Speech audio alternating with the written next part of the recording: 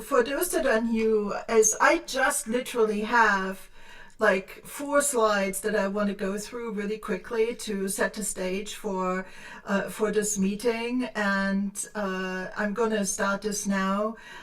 So that we can get this going.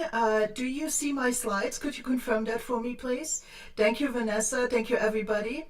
Okay, so this is called Assess for the Future, and literally the name was chosen very carefully. We try to assess where we're coming from, where we are now, with a thing onto the future. This episode is going to be recorded. It is being recorded. I'm going to upload it to YouTube as we're done.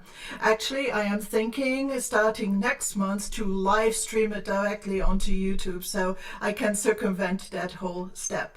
Okay, so thank you, of course, for coming. I want to bring that this is an open discussion. You saw that in the graphic too for the thing, and for us that has two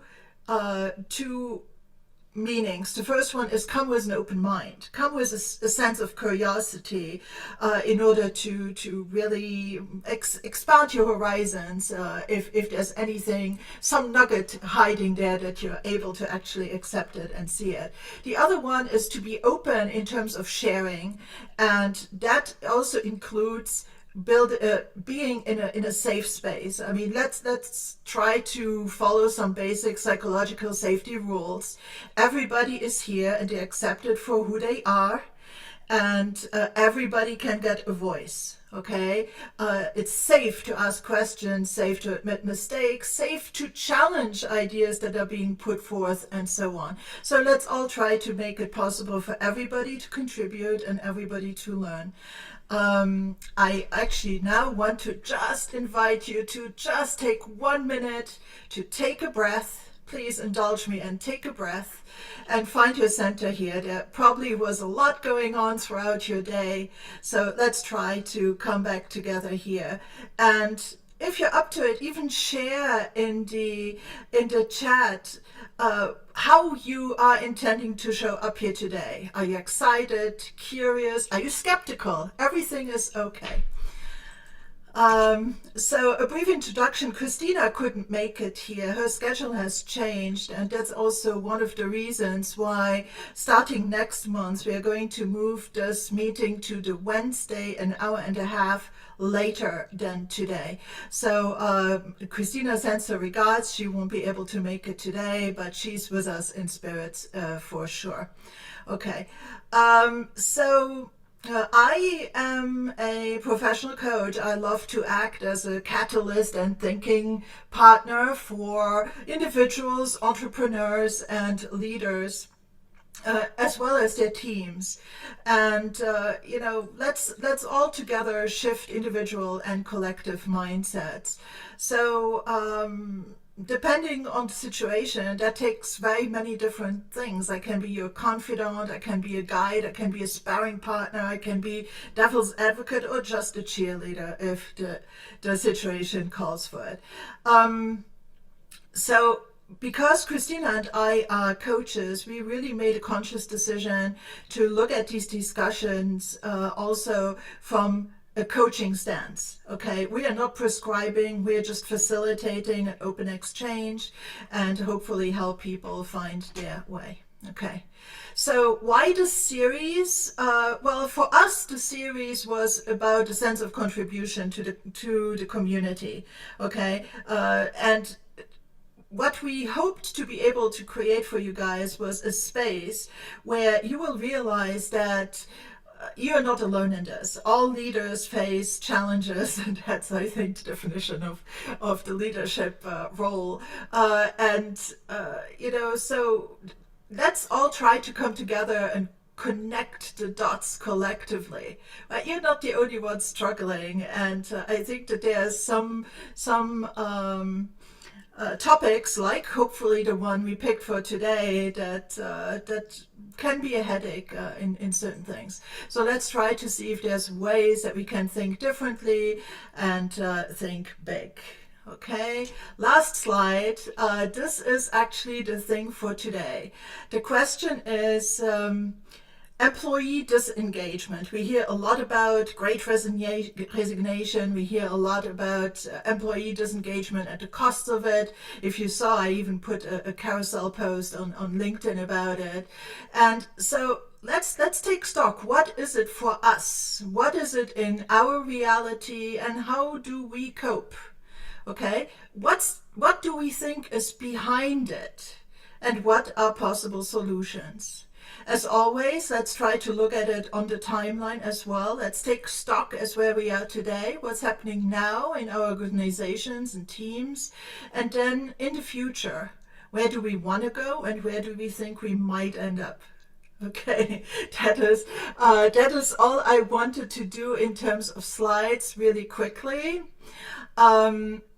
I actually forgot to put this, to take this text to put in the slides.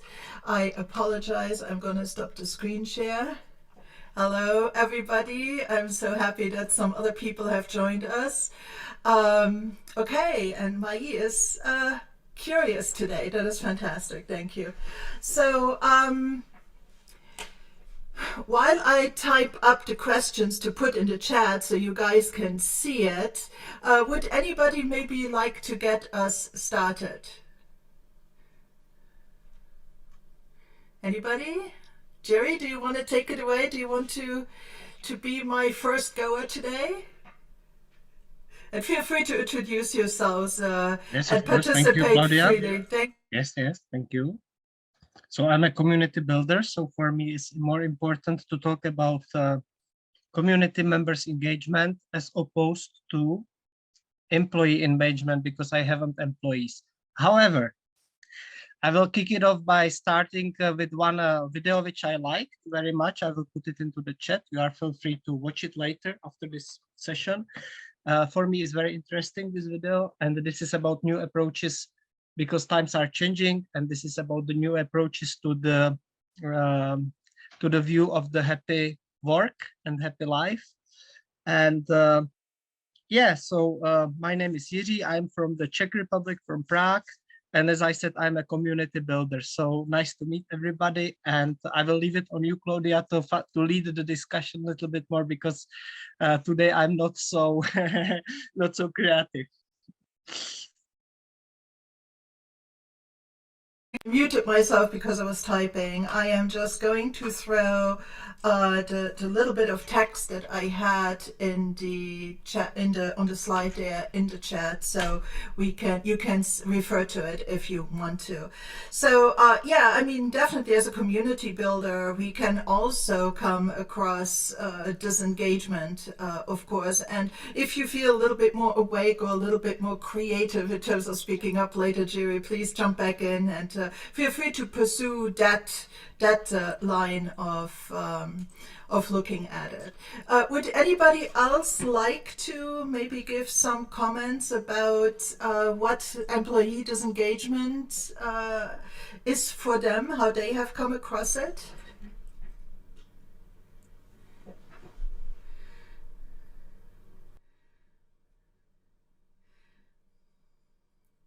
You know, Claudia, I want to find out, like, what I know. I just jumped in, and I do work. I'm employed, and I'm also, I have my business, but I project manage. So I'm always working with teams, and it could be, you know, I don't just coach. So it's something, I suppose I'm curious, just like I think Maya was as well, is like, what do you, like, what does that, could you, like, again, just kind of throw in, you know, examples of, so I can you know, awaken some of those, let's say, feelings and what the realities of what we actually could experience. Because I'm freelance and I'm in and out of I want to be part of it. So that would be great if you could elaborate. So, okay, the thing is this: when you hear the statistics, and obviously it goes way beyond statistics. Gallup, for instance, for this year has reconfirmed statistics that have been holding true for the last couple of years, even slightly before COVID, but definitely after, was the thing that only 21% of the workforce is actually engaged. Meaning that nearly 80% of the workforce fall into two categories: the passively disengaged and the actively disengaged. The passively disengaged are the ones that do the bare minimum and watch the clock and hope that time is going to pass in order for the weekend to start. And those are the vast majority of the disengaged employees. However, depending on where you are in the world, in Europe it's a little bit higher, in the US it's a little bit lower. There's up to 15% of the workforce is actively disengaged. So not only are they kind of passive in their uptake and only do the minimum and things like that, but they are the ones that actually are going to go and maybe sabotage the workings of a team, that try to hoard information in order for progress not to be like that, because they really don't want to be there. And another statistic, as I was looking at it earlier this week, is that 3/4 of employees are actively thinking about quitting their job. And now it's actually even, I think that currently, like at this moment, it's actually really quite even more, because we have this whole working back at work fiasco, right? Because a lot of people that have been telecommuting now for a year and a half, all of a sudden they're being forced back into the office, and they do not see the point of it, since they actually were able to do their job at home. So there's all these things that go on in their heads that that create performance to drop. Because what the impacts, and I don't want to preach here, I actually want to open it up for discussion, but it impacts things like employee retention. If there's not a good engaged workforce, it's even tough to hire new talent, and so on and so on. Performance is just dropping, and it costs a lot of money. And I had done a post a few months ago with Christina on LinkedIn, where we will see you again, Mai, when you try to join us again.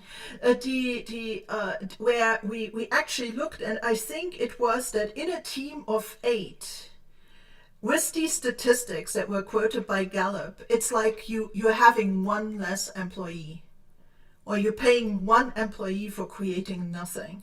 That's really the impact of it. So I want to maybe ask Maimon, do you have anything you want to share? Or Isabella, do you have anything to share? Maybe how disengagement impacts you, and how you're coping in the workforce with this?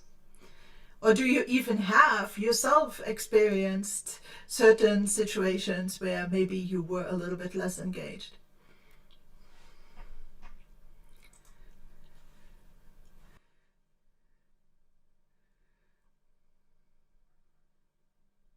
Okay. Sorry, I can show up with my camera because I am with my daughter, Okay, 2 years and a half with me. So I will share just my perception as a former employee in a corporate world. It's just my perception. I think that engagement come up with the alignment of employee with the alignment of value of employee with the value of the company.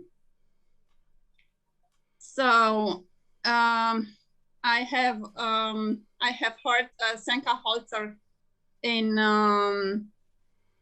his webinar from WBEX that the culture of a company is related to the acquired value of the leaders.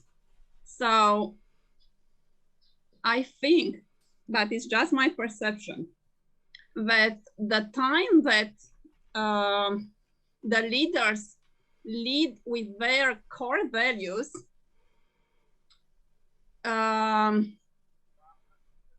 could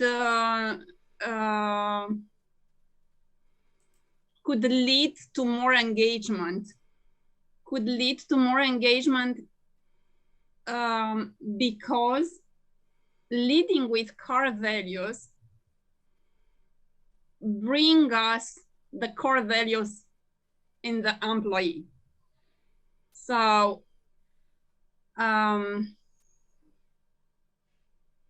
and for me, for core values, and I read in the book of Senka Holzer that the core values is imprinted on our DNA. So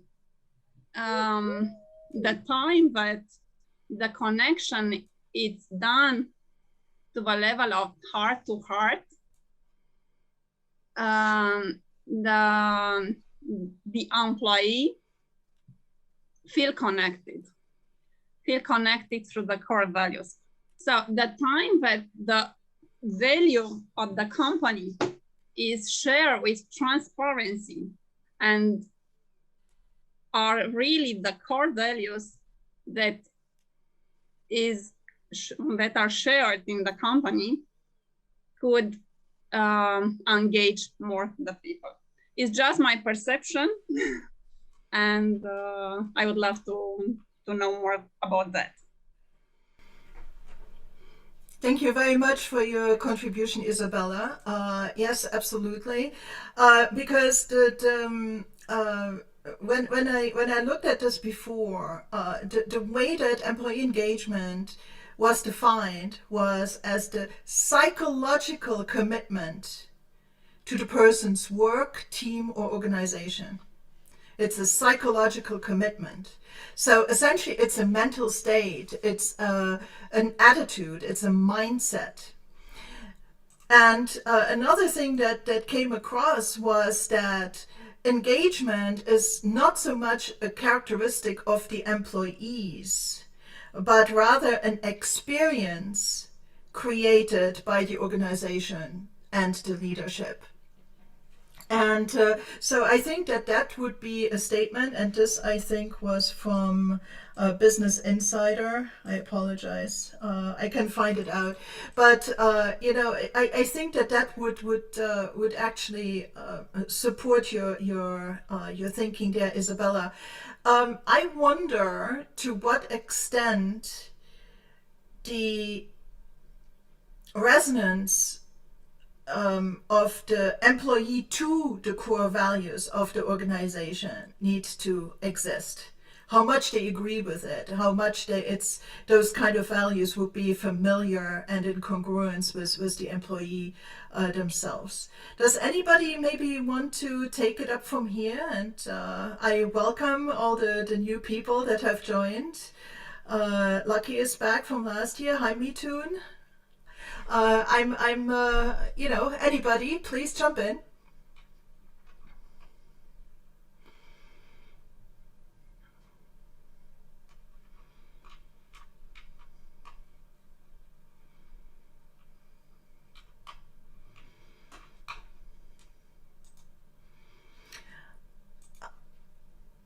Would you like maybe to give some examples that were either from your experience or from something you read, like Isabella just said, in terms of how an organization's values can impact engagement? Does anybody have an example? Yes, of course. I can then say from my own experience in Amazon company that these values, they are set in stone on every wall, on every meeting, in form of the code, which everybody has to follow. There are 10 lines of the code and the core values of the company, and everybody has to follow it. And it's very positive, surprisingly very positive, because the employees align, as Isabel was saying.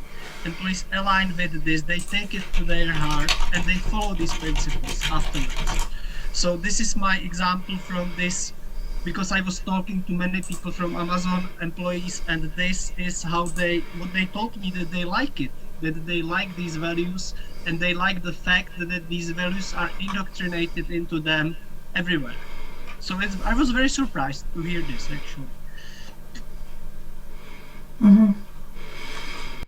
Yeah, it's very interesting because when I was back working as an engineer for, I think at Intel back in the day, you know, we even had like these plastified cards that were on the same lanyard than our badges with the core values on them. But frankly, there was no actual expression of living those and of referring to them in the day to day. And I think that that's a big shift between then and now, that it's much more center stage. I think especially back then in a company like Intel, if the engineers, which I was working as an engineer back then, it would have referred to things like I don't know. I don't even remember what they are, frankly. I think there were 6 of them or something, like Yeah, risk yeah, taking and discipline and yes. stuff like that. Oh, Matt remembers, yes. I remember some of them. It was pretty hardcore. Yeah. But it was never really part of the conversation. It It wasn't. doesn't sound as hardcore as Amazon. That's kind of Yeah. surprising. I think I would chafe against something like that, to be honest. So it would just. Yeah. So maybe it depends also how these values are translated to the day-to-day, to the corporate, but also the team culture, like the microcosm and the micro context of the team. What does this mean for us? And how do we live it? For instance, I pulled up here, and I hope that these are the right ones, Jerry, some of the values from Amazon. Customer obsession, ownership, invent and simplify, hire and develop the rest, think big, bias for action, and things like that. They're all wonderful, glossy buzzwords, right? But what does it mean really when I come into the office in the morning as a ground level employee and I don't feel like working? What can the leader now do or what can my team do to translate that into creating an experience that makes it more possible for me to be engaged? Anybody? I would love to share from my experience that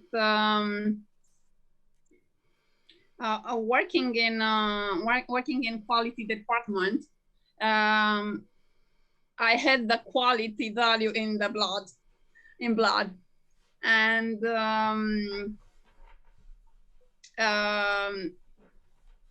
being perfectionist, I know that it's not a quality, but being perfectionist, I try to find a good rapport, good ratio between quality and productivity. Okay, so the core value of the company were quality and productivity, but for me, the quality is the first.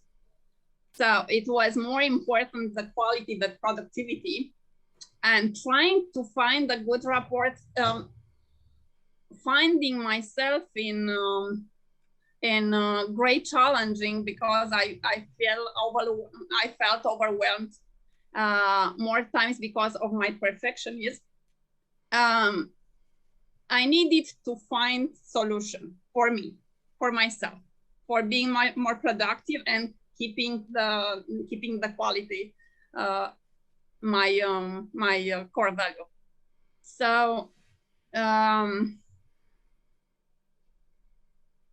I have found my passion in finding solution and create new ways of working, authentic way of working from the core values.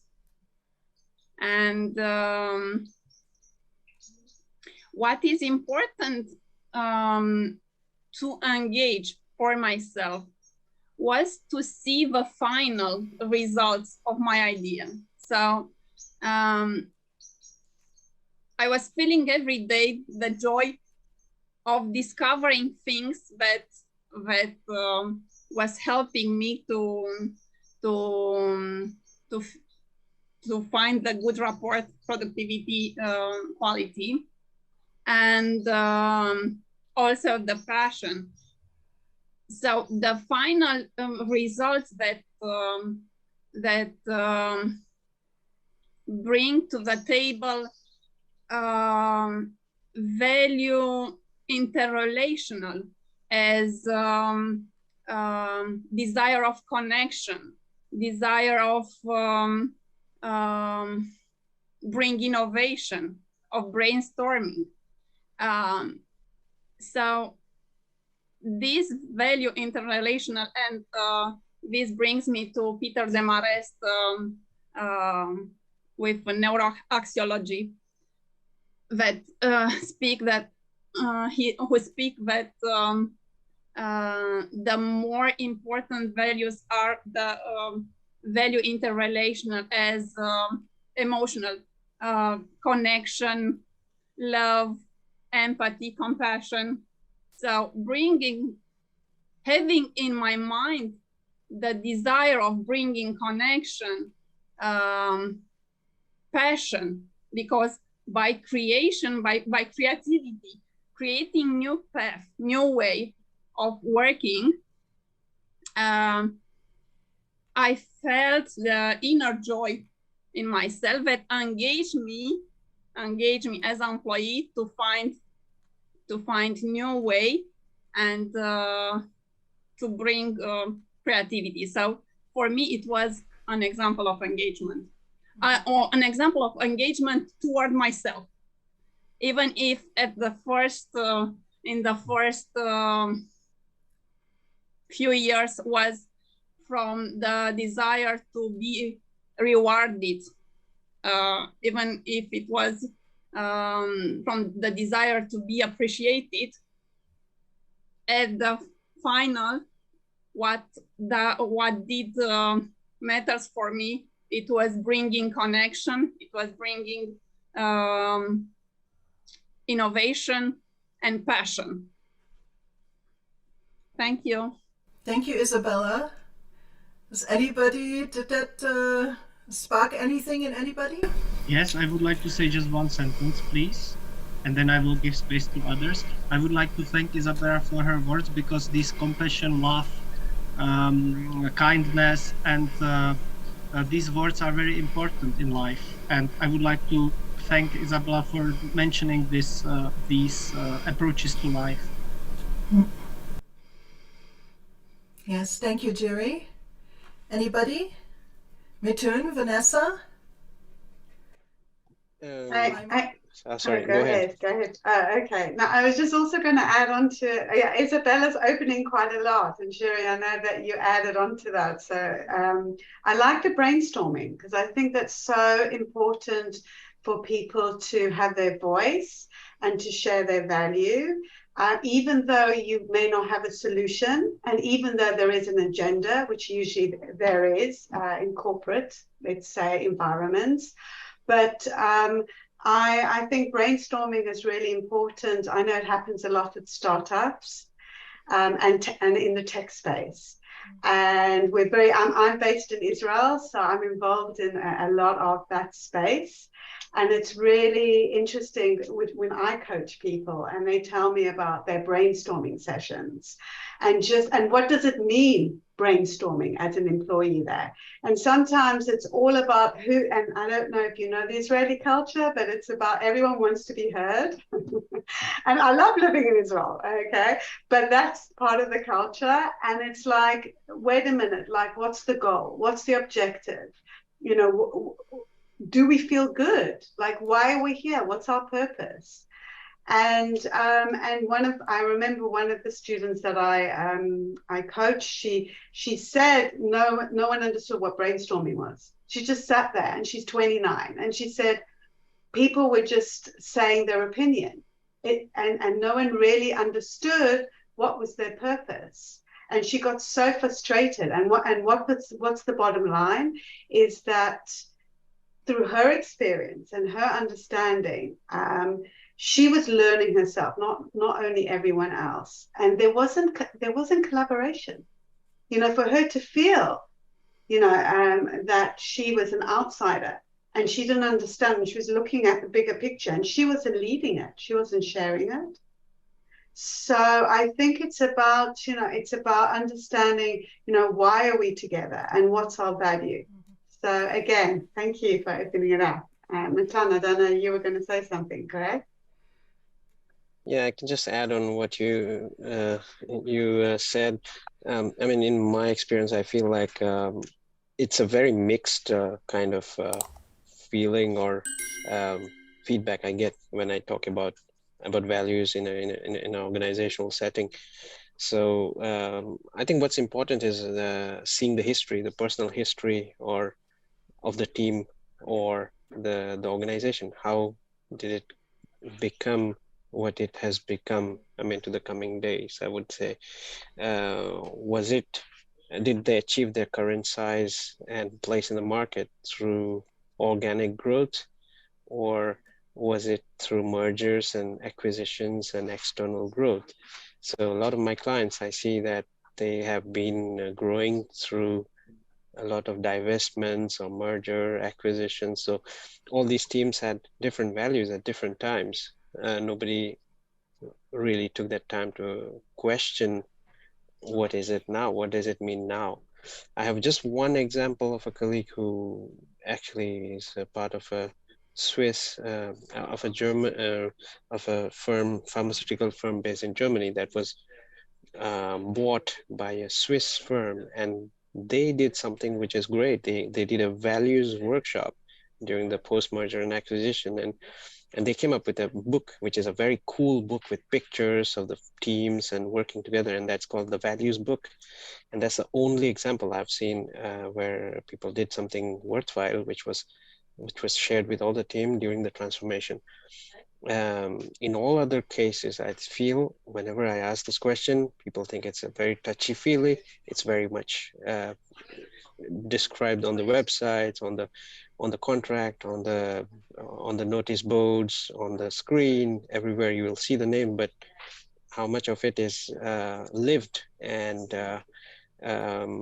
projected in the day-to-day team activities, I am not very optimistic about that. So I would say, yes, there are some examples of extremely good organizations that really did some work, and they're proud of the values. They keep confirming it in all their communication, and also in their day-to-day management activities and decisions.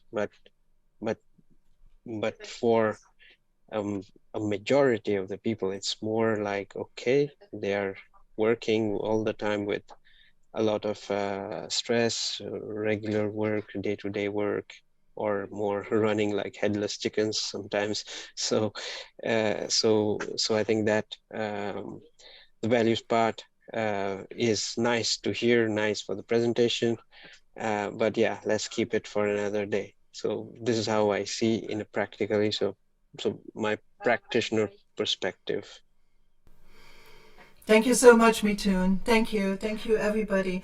I think that it maybe just underlines also again a little bit what I tried to bring across earlier. Thank you, Mithun, is to make it practical, and then we take together a little bit of what other people said. I think it's related to the employees having a sense of ownership and how it's related to their own purpose and the team purpose. Because most of us, yes, we are part of a larger organization, or we coach people or teams that are part of a larger organization, but they're kind of a microcosmos.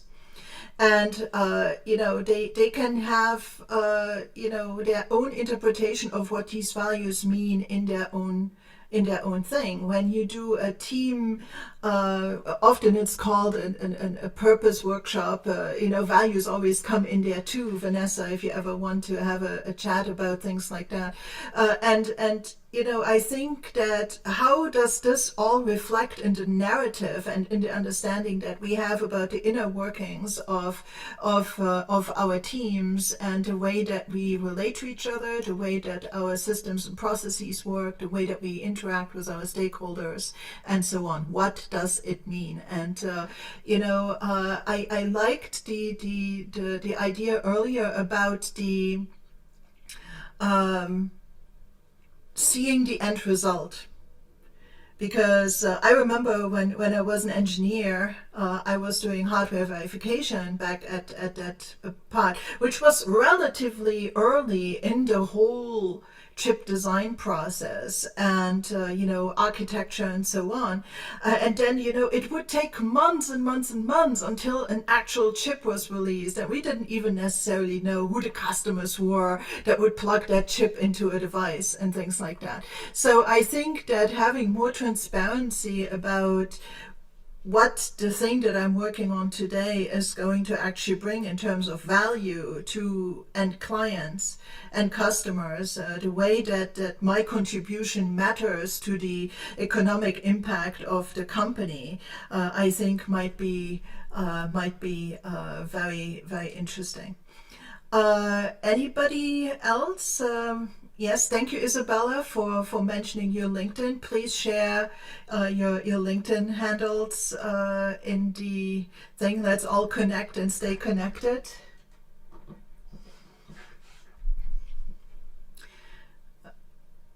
Yes, please. I would love to add also the importance of the vision, of a clear, specific vision of the team that could help in brainstorming, as Vanessa said about the.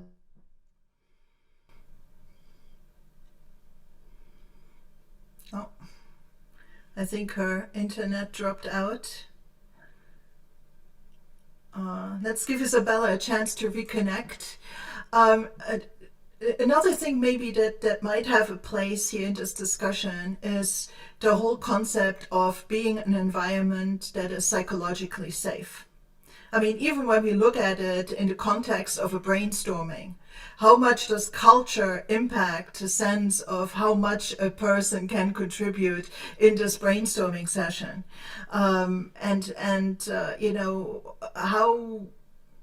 How open are we to know, to say I don't know? How open are we to being able to say I don't have an idea right now, or help me, and so on? I think that psychological safety is kind of paramount also when we think about this passion that Isabella talked about before. If you feel that you're constrained and in a psychologically dangerous space where you have to constantly walk on eggshells and you can't really say what you think because maybe your superior has a different idea, I think that can be counterproductive. Does anybody have maybe a comment on that? Maimon, feel free to jump in as well. I mean, this is open to everybody. I think you need to start with yourself right from the beginning, and what you've learned in life through your work experience, and what kind of relationships you want with people. And if you know, and looking at safety measures for yourself, and how do you start to become aware of what are the psychological blockers that you are dealing with, and then looking around you and just taking that step back. What you mentioned right at the beginning, Claudia, is like just breathe. And I think what happens when we allow our emotions, no matter, you know, whatever's causing it, could be the environment, could be something personal, whatever it's causing, it's just to step back and just think about, is it my stuff? Is it the environment? Is it the people that I'm working with? And identify. And then if you can identify, and sometimes you can't do that on your own, you sometimes do need to reach out, and that could be a mentor or coach or even a friend, to recognize, or even a therapist out here, and that's okay too, you know, to recognize these feelings. And then when you've identified, then you start practicing those thoughts that are really positive, and try and implement them. Because I know that, you know, if you don't feel safe, you need to know where it's coming from, and the first place is you, and how you deal with it, because you maybe have dealt with it and you're okay, and you're going to implement the steps. So this is where I come from. And I fully understand, Vanessa, and I agree. I do agree. However, I think the environment matters. We have all heard or experienced toxic teams, toxic leaderships. We have had, team leads that would not accept anybody's input, and they knew best, and everything had to be done just so. And people that would think differently, especially those that we should value because of their cognitive diversity, would be crushed because they wouldn't think like everybody was supposed to think. Okay, and yes, it is definitely something that everybody on their own needs to come to terms, but it also needs to be able to exist in an environment that is more open and more fertile for a kind of more open connection and more psychological safety. I think culture plays a role as well. If we look at certain societies, and I pick one out of thin air. Let's think about China or South Korea, an Asian type of country. Over there, the culture is a culture of high power distance. If somebody is your senior, if somebody is your older than you or more up in the hierarchy than you are not supposed to contradict them. It is absolutely impolite to say something that would be in conflict with what somebody said, who's more senior, whether in age or in hierarchy. Well, imagine then, if you're the young one on the team, how are you then supposed to speak out if that's the culture that you live in and you're immersed in? How are you then supposed to speak out, even if you have the good idea, even if you have the internal resolutions to do well? Because it's not a psychologically safe thing to do. Unless then, of course, the leader or the team as a whole have taken it upon themselves to say, okay, the culture on the outside world might very well be that way, but in here, in this microcosm of our team, we allow open exchange. We allow open things. So essentially, it's also, I think, the impact, the responsibility of the collective to allow for an experience that allows people to be engaged. Of course, hoping that they would want to. Anybody? I want to go back. I mean, of course, if anyone wants to jump in, please do. But I just think, that I'll give an example. Claudia, I feel, you know, that it's here, this is an environment that where, you know, it's open and we can discuss, and you're creating this open environment.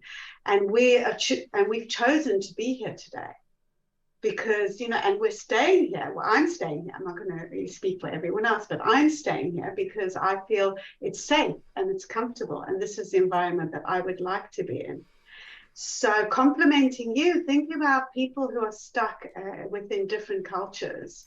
And I'll just tell you a very common culture in Israel, like when you work at a corporate company, and I work with a lot of CEOs that come from that culture, and I coach them. And they, you know, and there is a hierarchy. And there is, and it's quite a, you know, male orientated as well, hierarchy as well. So having all of these different culture issues that are going on, I think it's choosing where you, it's being in it's choosing what you, if you're open and this is your personality and this is what you want, and you've worked on what you need and you want and you desire, then you go and look for it.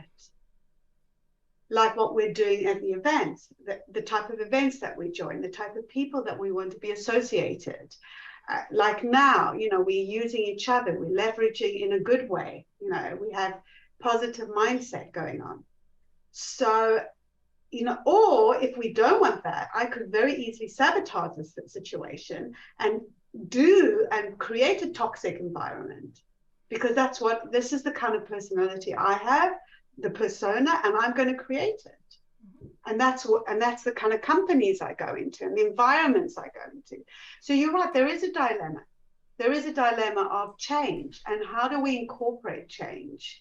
You know, when you think about partnerships and collaborations, you know, how can we get the other to change? How can we change ourselves? It's difficult. I mean, as Jerry said beforehand, it's a huge dilemma. And as well, Claudia, I mean, I don't know if we can open this up, or it's so wide related to change. And doesn't that kind of go in hand that yes, that's also the importance of proper leadership in that moment, because that's the tone that is being set.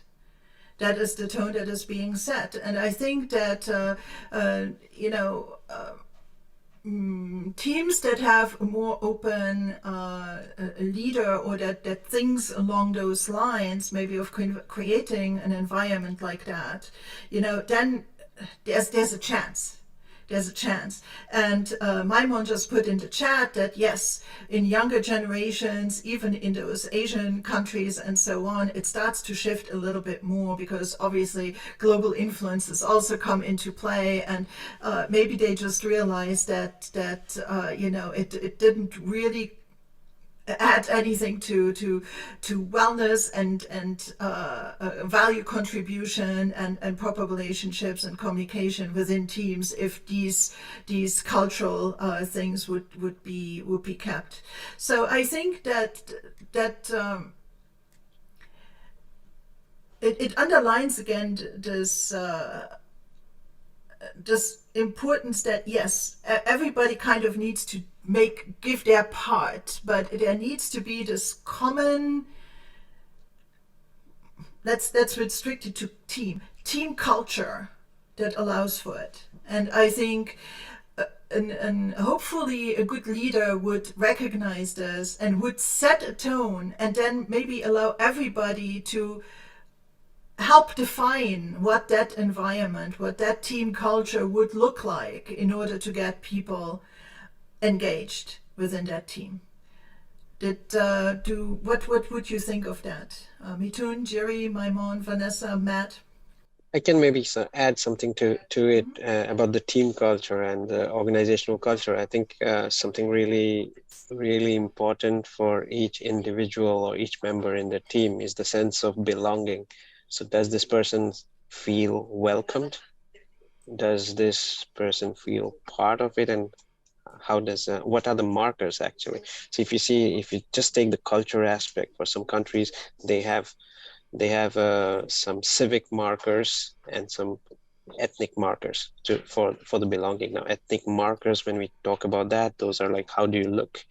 So it can take very homogeneous country like Japan, where you have most very less integration of people from other origins in the civilized in the sorry in the civic community. So the markers are very strict, like they want you to speak Japanese as an expat fluently, not just that, like a native, which is not the case in other countries. Like I can take example of my friends who live in Italy, where if as far as if they are able to follow the local code, if they're able to follow, if they're able to speak fluently the language enough to, even with an accent, it's still they're considered like to be in group and not somebody from outside.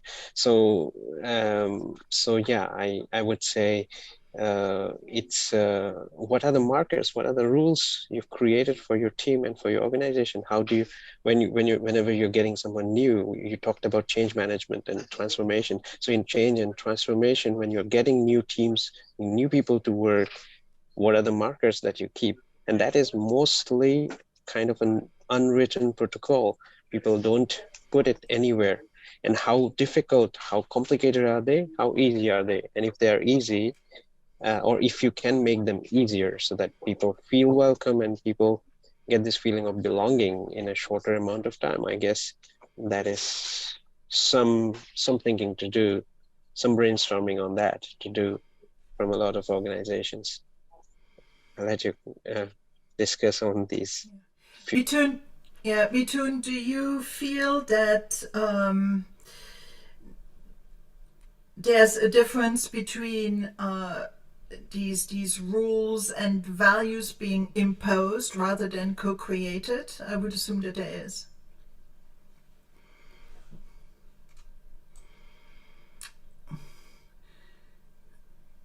Well, the not necessarily the rules per se, because rules are rules, but the way that people are working together and existing together, the agreements, the day-to-day agreements that exist in the company, the team culture, I would say, because that can shift, right? I mean, yes, there's a history to it. There's impact from the company culture and so on. There's restrictions. There's only so much wiggle room, let's say. But on the other hand, I would assume that nevertheless, there's ways that can be said. This is how we are going to work together, and we agree on this. Of course, if it's a team that has been working, that knows each other for quite some time, I guess they can do brainstorming. They can set it together. But when it's a new person entering the team, that's not the case. The person doesn't have the credibility that others don't know. So if you see, I mean, I know models are not always accurate. So there's like the Tux model, which is, you have those 5 phases. With storming, norming, performing, and then adjourning. So you have to go through all those phases. So each time you have a new member entering or an existing member of a team quitting the organization, you have to redo that whole circle, the whole cycle. So if it's in the middle of the cycle where people know each other, they're in a norming phase, that's the time to co-create or co-define these criteria. But if you are a new person joining, you don't have the luxury of being asked to co-define. You have to accept what is being there. And if you want to feel that sense of belonging, it's the others who will make you feel belonged or not, or invited or not. So I think there it's more a call to the organizations. So to the majority will be deciding for people who are thinking that they're part of the minority. Yeah. Onboarding is always a challenge when you have an existing team that has been together for a while. But hopefully, if these agreements are more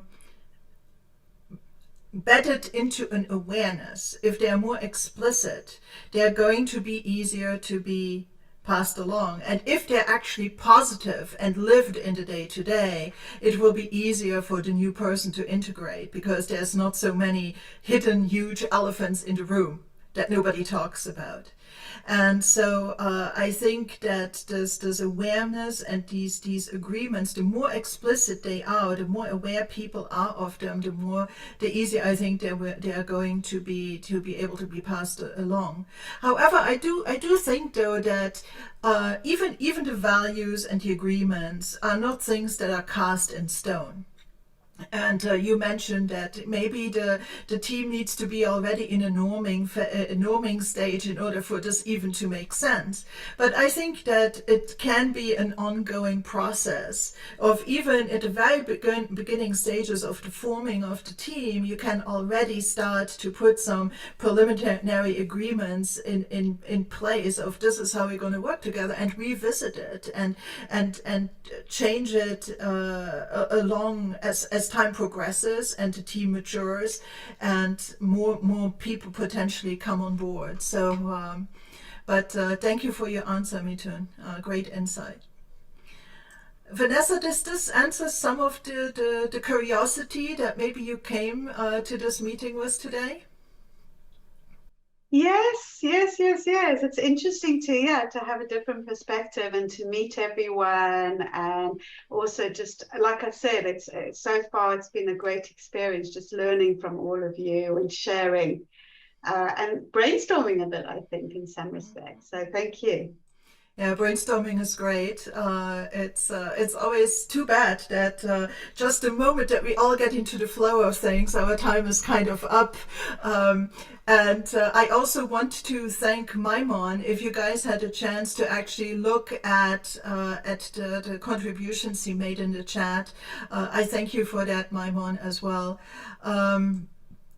He is curious. He just asked a question. Let's take a minute.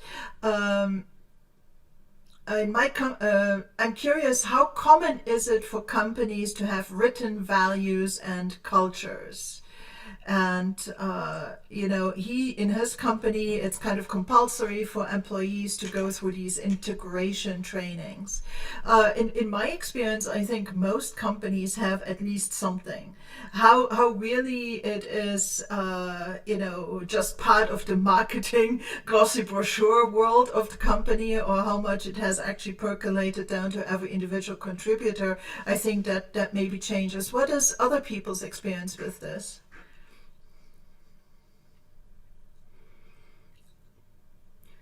Do you feel like companies mostly have explicit written values and cultures?